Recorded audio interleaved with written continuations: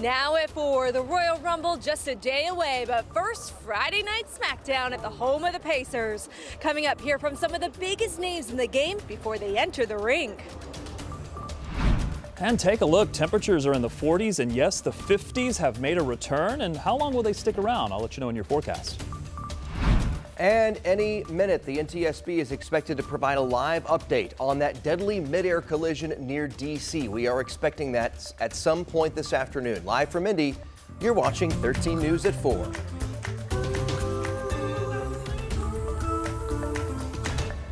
Great to have you with us on this Friday. It is time, it is here, it is WWE weekend, and that means more than 60,000 fans from all over the world are in town for the Royal Rumble at Lucas Oil Stadium tomorrow night. But before the main event, WWE superstars are taking the ring for Friday Night SmackDown at Gainbridge Fieldhouse. Lauren Costa caught up with some of the biggest names in the game. She joins us live outside Gainbridge, where it looks like people are already lined up to get in. Hey, Lauren.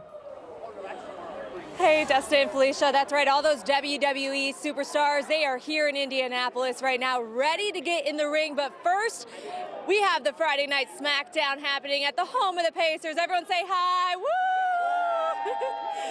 And this will be happening in just a few hours. You can see all the people lined up, ready to get inside. And we also know all week Indy's been preparing to be the king of the ring. For example, the airport, it's all decked out, showcasing the biggest names in the game.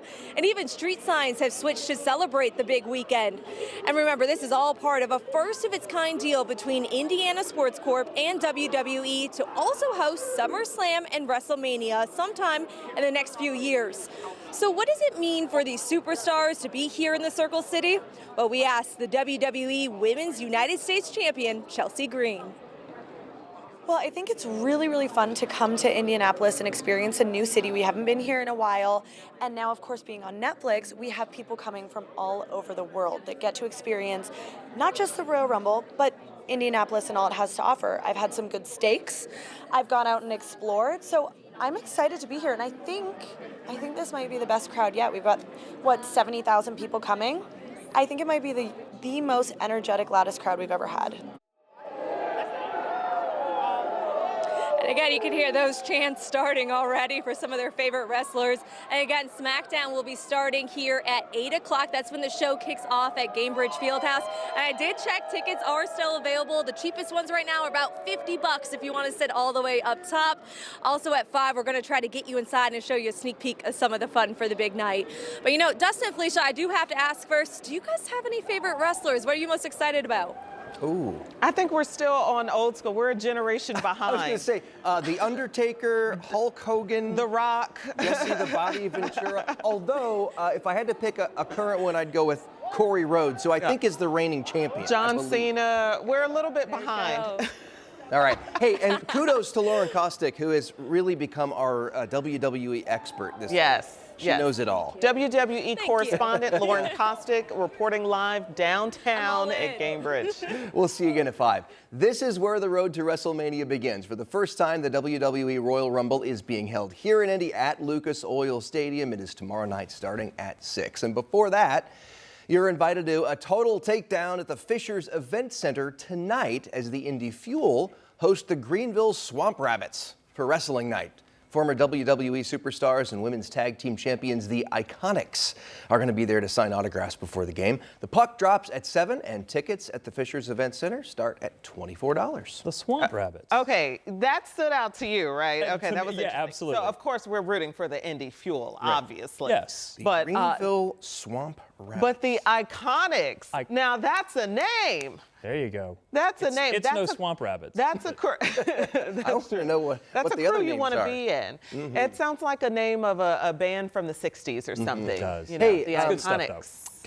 Good luck to all of them. Yeah, yes. it would be nice to welcome all these visitors with some sunshine, but at least it's warm out. It is warmer. I think the weekend is actually going to be pretty nice. Above the average. I think one day of the weekend is better than the other. The temperatures are going to go a little bit back and forth, so it's a little bit of whiplash because I think we're going to make it into the 50s for many of you before the day is said and done. We did officially make it there today, and I think the temperatures are also going to be accompanied by some rain. We did have a couple of peaks of sunshine between these two systems. This is the one that has kept the the roads wet over the last maybe 48 hours or let's say 24 hours. This one I think still has a few more hours to completely move through. That may give us a chance for some drizzle or some light showers north of Indianapolis as it passes through later this evening. After that, I am hoping we're able to break into some sunshine, although I think some high thin clouds may stay with us for a good portion of the weekend. We're currently sitting at 48, 52 for Shelbyville. Yes, the 50s are here. I don't know that we'll necessarily see those stick around through the once this passes on by. By the way, here's your timeline. Here's 9 p.m. seeing some light showers move on by. Once that moves out, the temperatures should be able to drop back down into the 20s. This is that kind of whiplash I was talking about where the temperatures are going to drop. Then we're going to see things begin to rebound as we look to Sunday. So for the next 8 hours, watch for a chance for some scattered showers this evening. Temperatures going from the 40s into the 30s, and I do think overnight lows will be able to drop into the 20s for tonight. A little bit of patchy fog could be possible, especially with all this leftover moisture. And then looking ahead to tomorrow, we expect the temperatures to go into the 40s. This will be the coldest day because Sunday is going to be a little bit warmer. I'll show you that here coming up. Let's talk traffic.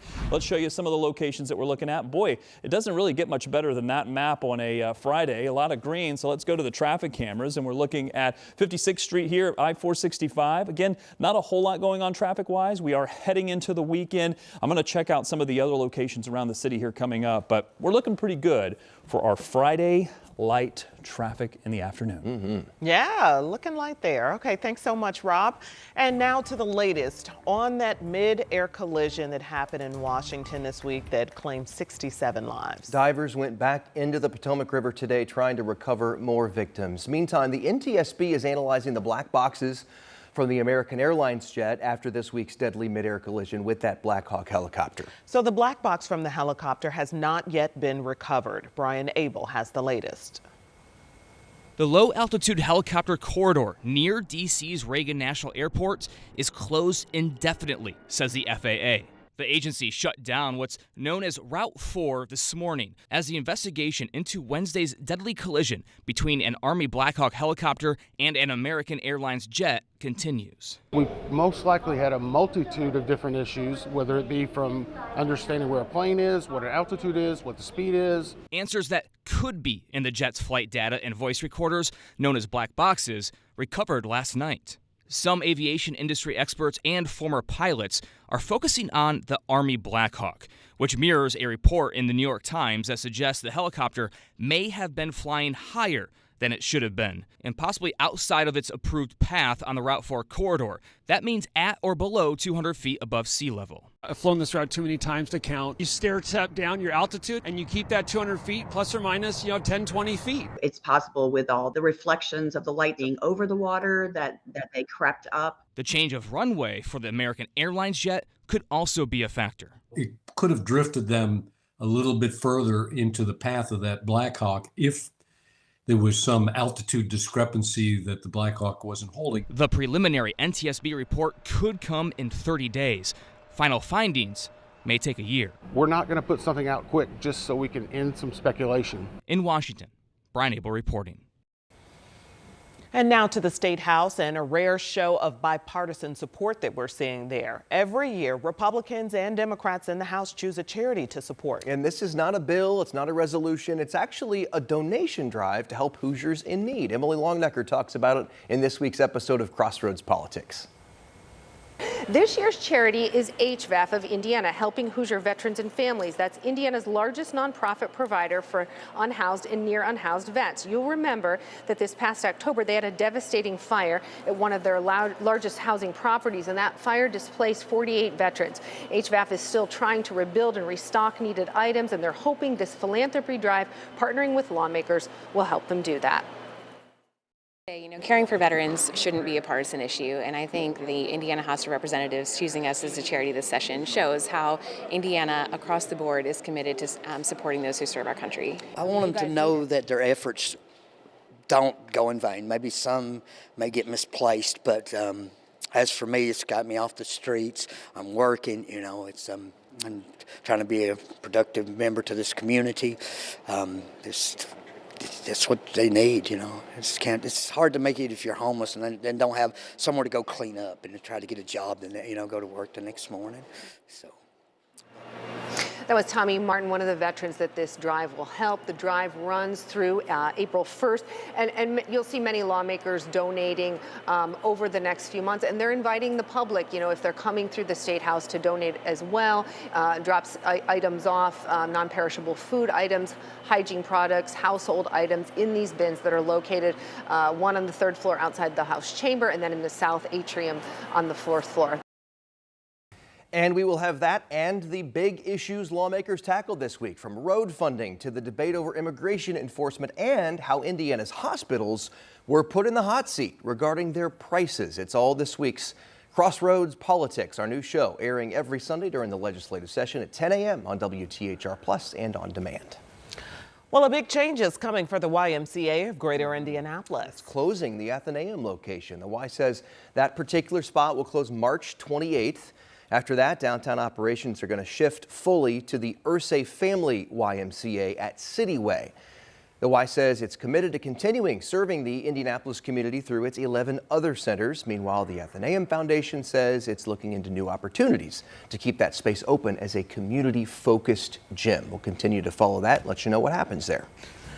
And we have more on 13 News at 4. President Trump is expected to impose new tariffs on Canada and Mexico. What that means for your wallet. And for the first time in decades, a new type of painkiller the FDA just approved. We'll tell you about that. Hey, Rob. Yeah, our current temperatures are 40s and 50s, and that is really the story of our 7-day forecast as well. 40s and 50s. Lots of back and forth. I'll let you know which days are the warmest coming up.